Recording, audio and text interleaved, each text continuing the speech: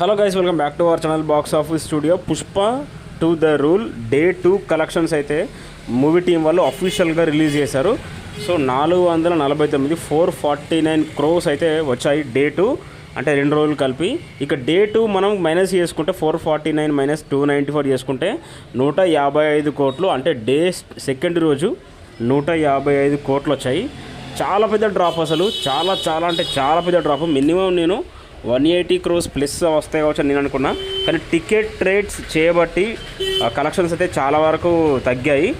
So దాదాపు మనకు ఇవాళ నుంచైనా రేపటి నుంచైనా టికెట్ రేట్స్ అయితే తగ్గబోతున్నాయి. 50-100 రూపాయలు టికెట్ రేట్స్ తగ్గబోతున్నాయి.